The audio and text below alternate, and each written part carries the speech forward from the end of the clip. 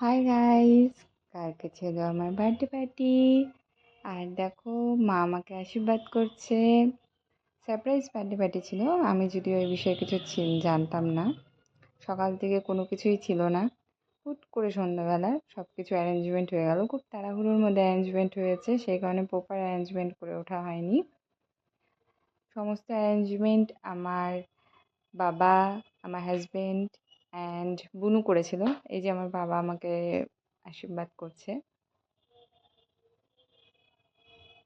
দেখো, এই যে ছোটন, ছোটন আমাকে আশীর্বাদ করছে। ছোটন আমাকে খুব ভালোবাসে, প্রত্যেকটা অনুষ্ঠানে ছোটন থাকবেই।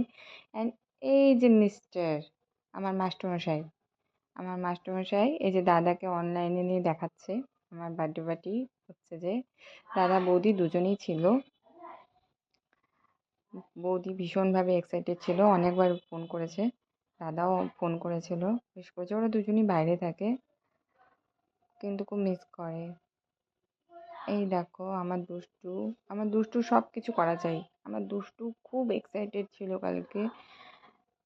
এই যে আমার মাও ভীষণ এক্সাইটেড ছিল, সারাদিন ছিল না, বিকেলবেলা এসেছিল। তারপরে দেখো আমার মা এখন বাচ্চাদের মতন খেলবে।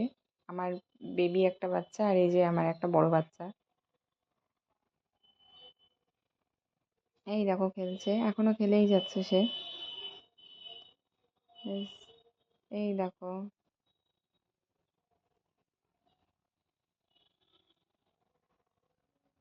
বুনু একবারও ছিল না। এই দেখো মা স্প্রে করছে, মায়েরই ভীষণ এক্সাইটেড ছিল মা। সবাই তুজো বলছে কেক দাও, কেক দাও, আবার তার জন্য কেক কাট করতে হচ্ছে। এই যে আমার দুষ্টুর খেলা শুরু, এই যে আমার দুষ্টুর খেলা শুরু হয়ে গেছে। আর কি, ব্যাস। এই যে আমার এখন একটু খুনসুটি শুরু হয়ে গেছে আমার মাস্টারমশাইয়ের সাথে, মিস্টার চৌধুরী। তিনি সারাদিন কাজে ব্যস্ত, এত কাজে ব্যস্ত যে বউকে উইশ করেননি, কিন্তু সন্ধেবেলা দুম করে একটা সারপ্রাইজ প্ল্যান করে ফেললেন। যাক, ভীষণ সুন্দর ছিল। থ্যাংক ইউ, থ্যাংক ইউ মাস্টারমশাই। আমার চৌধুরী বাবু,